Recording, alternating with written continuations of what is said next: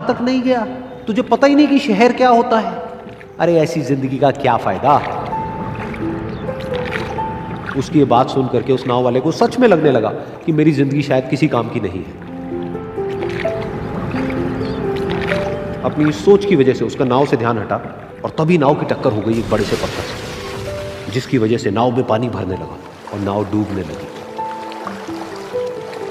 उस जगह पर पानी बहुत ही गहरा था और किनारा दूर था।